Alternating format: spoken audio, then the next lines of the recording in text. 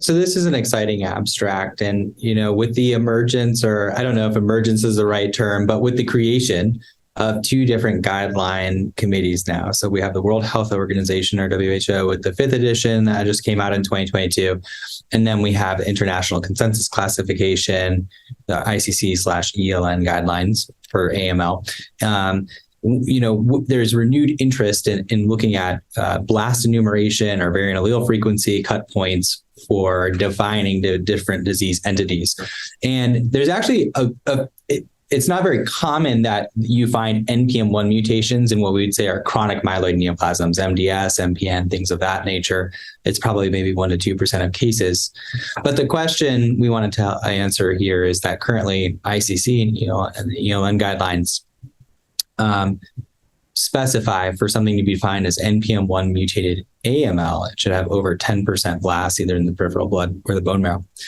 And so we wanted to evaluate patients with less than 10% blasts, compare them to a group of patients based on the previous definition that required a 20% cutoff, 10 to 19% blasts, and then see how these patients fared with respect to leukemia-free survival as well as the molecular background of these patients. And so we created the International Working Group for Prognosis and MDS, which is a really nice cohort, multi-institutional cohort that led to the newly defined IPSS-M risk model that we use for MDS now.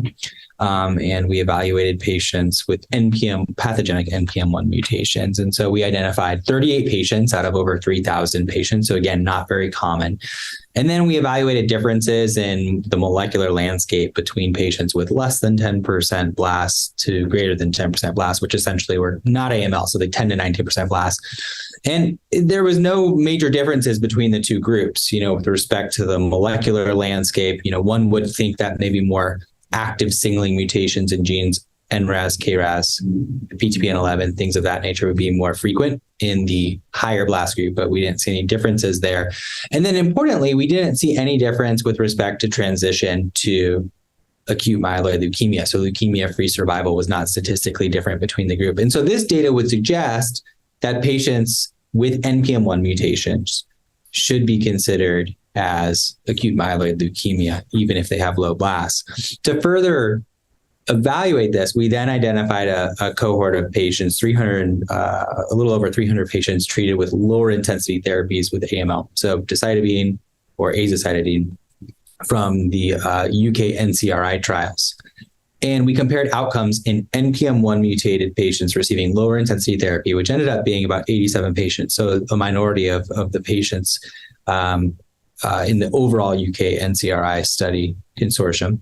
And we compared them to these 37 actually patients that we had outcomes data for with, blasts less than 20%. And again, when we adjusted for things such as age, bone marrow blasts, NPM1 variant allele frequency, there was no significant difference in outcomes, which suggests that, when you have these low blast NPM1 mutated myeloid neoplasms, they behave very similarly to AML.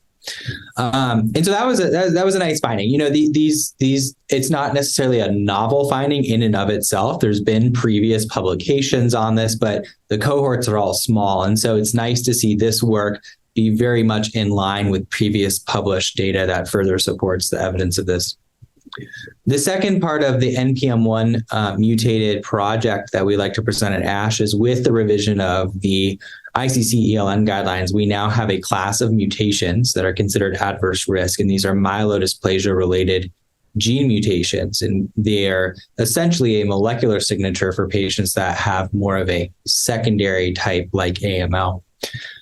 These patients fare poorly compared to patients without these mutations when treated with intensive chemotherapy. In the current guidelines, if a patient has an NPM1 mutation and is otherwise favorable risk, and also has a co-occurring myelodysplasia-related mutation, those are they're still considered favorable risk. So we don't necessarily ignore, I don't want to use the word ignore, but we don't count those myelodysplasia-related mutations as adverse risk. And the question is, well, how often does this happen? And what are the outcomes of these patients? So we identified a cohort of patients, a little over 1,000 patients, 1,109 patients to be specific, with NPM1-mutated AML. About half of them were favorable risk, and we evaluated outcomes within this cohort. 14% of patients had co-occurring myelodysplasia-related gene mutations, so not particularly frequent, but about 1 out of every 10 patients will have this specific scenario. And when we evaluated outcomes in the favorable risk patients, ELN favorable risk with NPM1 mutations with versus without co-occurring myelodysplasia-related gene mutations, we observed that patients without the mutations had a significant survival advantage compared to those with mutations.